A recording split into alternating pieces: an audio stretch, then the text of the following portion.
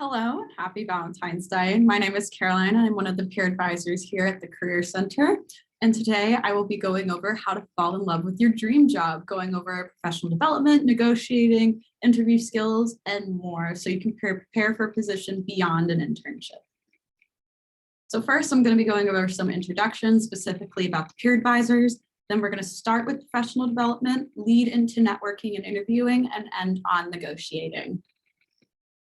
So the peer advisors, who we are Ben, Sydney, Caroline, Emma, and Paroma. We are students here just like you. We are peer advisors offering a peer connection for quick little drop-ins to go over resumes, cover letters, you name it, we're here to help you.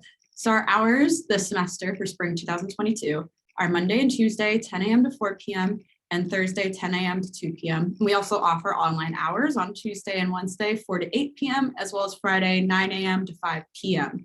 If you don't have time for a drop-in or prefer not to do a drop-in, you can email us at aupeeradvisors@gmail.com with any quick questions, resume review, anything like that. And you can also follow us on AUCCPAS on Instagram for any quick information tidbits, our weekly TikToks, anything like that. So we're going to start with professional development. So you're starting to think beyond the internship or the job that you have. You've started to think of where you'd like to work as a full-time employee and don't know how to stand out among the crowd of thousands of people just like you. To identify your skill set, you'll have to start thinking how to approach professional development. I'll define professional development in a second, but we're going to be going over some tips, tricks, and suggestions, such as discussing the NACE competencies, skill assessments, and developing a relationship with your manager and other colleagues. So professional development defined. Professional development is learning to earn or maintain professional credentials such as academic degrees to formal coursework, attending conferences, and informal learning opportunities situated in practice. It has been described as intensive and collaborative, ideally incorporating an evaluation stage. So with this big, long definition, and with all the skills you've learned throughout your undergraduate career, you'll have to learn how to synthesize all you have learned for interviews, elevator pitching, networking, and other opportunities. So NACE competencies located. So for the NACE competencies, you can locate them on the Career Center website under one of the preparing tabs. There are 8 different types of categories based on skills that employers would really like to see in modern day candidates. I'll be going over the 8 right now. So the first one is career and self-development. Some sample behaviors within these skills are showing an awareness of own strengths, identifying areas for continual growth while pursuing your current career, developing plans and goals for one's future career, and professionally advocating for oneself and others. The next one is communication. Now, communication may seem like a broad topic, but here's some sample behaviors that employers would like to see. Understanding the importance of and demonstrative verbal, written, nonverbal, and body language abilities, employ active listening, persuasion, and influencing skills, among others. Critical thinking. Some sample behaviors there would be making decisions and solving problems using sound, inclusive reasoning, and judgment, and gathering and analyzing information from a diverse set of sources and individuals to fully understand the problem. The next set of 3, starting with equity and inclusion. So some sample behaviors there would be soliciting and using feedback from multiple cultural perspectives to make inclusive and equity-minded decisions, actively contributing to inclusive and equitable practices that influence individual and systematic change, among others. With leadership, some sample behaviors there would be inspiring, persuading, and motivating self and others under a shared vision or plan, seeking out and leveraging diverse resources and feedback from others, among others. And professionalism, some sample behaviors there would be acting equitably with integrity and accountability to self, others, and the organization, among other skills around there. And the last 2 would be teamwork and technology. For teamwork, you would be a good listener, listening carefully to others, taking time to understand and ask appropriate questions without interrupting, effectively managing conflict, interacting with and respecting diverse opinions and personalities, and with technology, being able to navigate and change and be open to learning new technologies that pertain to your career choice, using technology to improve efficiency and productivity at work. Among all these sample behaviors, there are more that are listed on the NACE competencies form, which again is located on the Career Center website.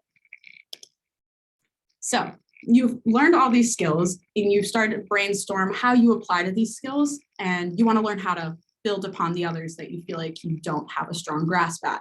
So to do that, you should be able to develop a relationship with your managers and other superiors.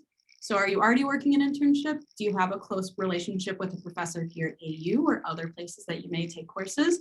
So managers, professors, and other superiors are absolutely great resources to reach out to work on your own professional development, as they know you personally and will be able to target those professional development skills that you would like to improve on most effectively. To work closely with your supervisors, I would suggest scheduling weekly meeting times to discuss areas you would like to improve upon, or even talk about skills that you are excelling at so you can develop more in your cover letters and your resumes. You can also request an evaluation if you do work in a more corporate or formal work setting. There are evaluation periods within these positions, and being able to request one from your manager and to sit down and go over them would be a great resource as well. And then finally, having an informational interview to discuss their own professional development. Managers, professors, supervisors have all started where you are, so they will definitely be able to give you some good tips and tricks to gather more professional development skills. And finally, there are different optional options. For skills assessments, if you're a fan of the online quiz type or any personality quizzes, there are many resources to get a comprehensive report of your strongest skills, but I would say be prepared for any additional fees or memberships that you may have to sign up for when seeking out these resources. But again, Google skills assessments and you will find many outlets that you can choose from. You can also schedule an appointment with a career advisor here at AU. They will also have skill assessment quizzes on hand. So second, you're on to networking and interviewing. When it comes to networking, you will fully have an understanding of the skills that you have. So you should start reaching out to people in area fields that you'd be interested in working in. Through networking platforms, you can search for alumni that work in fields that you're interested in, or alumni that you may know personally. Look for people working in the entry-level positions that you're applying to, so you can reach out about their experiences and how they develop professionally. And you can also arrange informational interviews through cold calling or anything like that, among other features. Networking platforms such as LinkedIn or Handshake here at AU are a great place to start, especially since they have a wide variety of people who are on these networks. You can also reach out to alumni specifically from AU through Alumni Fire, which would be under the Resources tab on your Handshake. You go to Career Center, Resources, and then Alumni Fire should be right there. It is similar to LinkedIn, but it's dedicated purely to AU alumni, professors, anything like that. And they have great resources on how to apply to jobs, job boards, networking, the whole 9 yards. So interviewing, you've landed an interview, which is fantastic. That means the employer has taken a great amount of time to read your resume and cover letter, and they thought you were a great candidate and they want to hear more from you.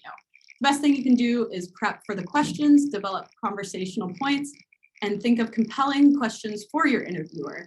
I've listed some of the most common ones, and the one I bolded is tell me about yourself. May sound like a very basic question, but it is the one that can stump people the most. You've just been a student this entire time, and you don't really know how to tell yourself as a professional quite yet. So going over those skills through NACE, as well as other professional opportunities you participated in, such as jobs and internships and other volunteer positions. Being able to pinpoint how you grew professionally is a great way to start, especially discussing those experiences you've had.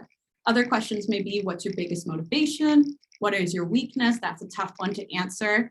And to be able to answer those, you can utilize the big interview resource here at the Career Center as well. Again, log in through Handshake, click on Career Center, then resources, and big interview should be right there.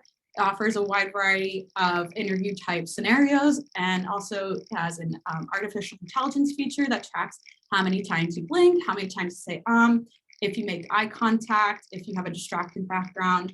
It's especially helpful for those online interviews that are so common now due to the pandemic. And you can also utilize LinkedIn Learning to look up other professional development videos.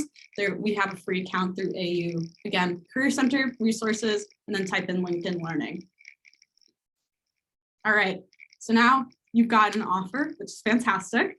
Congratulations to you. Now it's time to start negotiating salary and benefits, which is something that can be quite difficult, especially for entry-level positions. So I've included a few statistics here, which I will read off. So about 56% of workers don't negotiate salary when given their first job offer. Big percentage. 38% of postgrads negotiate their salary, which is a little lower. And then 53% of employers are actually willing to start negotiating your salary no matter what level you're entering on. So with all that being said, you should take the opportunity to negotiate if possible. So I've included a list of starting salaries. Don't want to alarm anyone, but they're not as large as some resources might put out. So through websites such as Glassdoor or ZipRecruiter, you can search what people in your position are earning and are currently being paid, or what they've been paid in the past. So you can check any recent pay raises, anything like that for the positions. So the starting salaries for entry-level careers that are common among AU students, I've listed here the legislative aide, law clerk, account executive, entry-level consultants and designers, copywriter, a journalist, program coordinator, and executive assistants. Again, if you do not see your preferred position, you can search on Glassdoor and ZipRecruiter by creating 3 accounts. You can also look at employer reviews, other reviews, anything more about company culture. These are great resources to be able to research more into the company that you received an interview from, as well as like seeing any experience that employees that currently or past work there have to say about the company. So the do's and don'ts of negotiating. Yes, there are do's and don'ts of negotiating. Usually people think you just go in there and give a number and there's going to be a response right away. That's most definitely not the case. So let's start with the do's. So you should be confident. You should feel that you do deserve that, because you do. You don't, if you've worked there as an intern for a few semesters, or if you feel like you are overqualified, you definitely should feel confident in your skills, but don't be entirely too cocky. You don't want to come off as overly confident in skills, especially if you haven't necessarily worked with a company before. You want to be as polite as possible when discussing this. You should also have researched your position's average salary. So the average salary will be the starting point usually when they give you that offer letter. And you should be aware of your worth. Be aware of the skills you've learned, especially in your undergrad and other exercises. If you feel that you are strong in these skills, you should absolutely highlight them during this negotiating period, because they will most definitely believe you, especially since they have your writing on hand. If you've worked there, they've seen your work. Most definitely be aware of your own worth, and also come prepared with questions and a number that fits within the scope. Definitely come with questions about benefits, paid time off, if there is paid time off, anything like that. And also come in with like an average number, because they will ask you what you think the number should be. And again, this is on a yearly basis. If you are being paid hourly, they still will give you a yearly salary that averages the hours that you are working. And then let the employer make the offer first. This is usually through an offer letter, but if you're in like that last interview where they read off the information that will be on the offer letter, let them say that first. Don't come in rolling in. And then finally get that offer in writing. Yeah, you had an interview, not an interview. Yeah, you had a meeting with HR or your head of talent, but you should get that number that you discussed in writing first before making any decisions. So now we're moving on to the don'ts. So don't focus entirely on salary. There are many other things that you should be paying attention to when it comes to your benefit package. Like I said, paid time off, sick leave, maternity or paternity, anything like that. You should focus on all the benefits, and healthcare.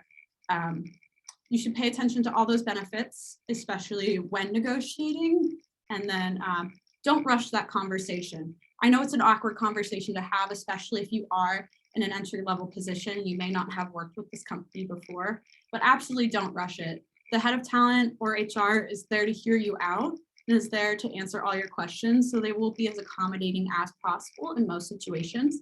So definitely don't rush that and get to just the numbers aspect. And then also don't be stubborn. Your number may not be met. They may say no. You definitely don't want to be stubborn about that answer because it will give a bad view of yourself when discussing that kind of thing, especially in the future. If you do stay on there, they're there to prepare a raise in salary or a bonus. Also, don't over apologize. You shouldn't apologize for asking for more, especially if you feel as though you do. You may need a little more money, especially if you are having to move to a different city that may be more expensive than here in Washington, D.C. You may need a little more for travel costs, anything like that. You should not apologize because, again, they understand that we are at this entry level point of our lives and we will have to uproot absolutely everything we know at the moment. And also, don't feel obligated to take the first number. If you feel like they lowballed you a little bit or it wasn't the same as your research, it can be a pretty off feeling. So don't feel obligated to take that first number. Schedule a meeting with HR or your head of talent to discuss that. And finally, don't fear the answer being no. Sometimes budgets just don't work out, especially if you are such a new employee. It may just not work, but then you'll have to start evaluating if you enjoy the company culture, if the benefits match what you're looking for, anything like that. If this company fits you and they say no, that may be a bummer, but also, again, evaluate the other aspects of working at this company. Finally, you've got this. It's definitely hard being able to lift yourself out of this college mindset and being a real person, essentially. So for this graduating class of spring 2022, congratulations, we're almost there. You've totally got this in the bag. And with all these skills that you've learned here today, it'll be a little bit easier for you when applying to those positions. Again, if you have any questions, please email us at aupeeradvisors@gmail.com. And also feel free to reach out to us on the Instagram, AUCCPAs. And also feel free to make appointments with your career advisor here at the Career Center or pop in to say hello to one of us during the hours that I listed earlier during the presentation for a quick little drop-in. We're here to help. Great. Well, thank you for listening and I hope you have a great rest of your day.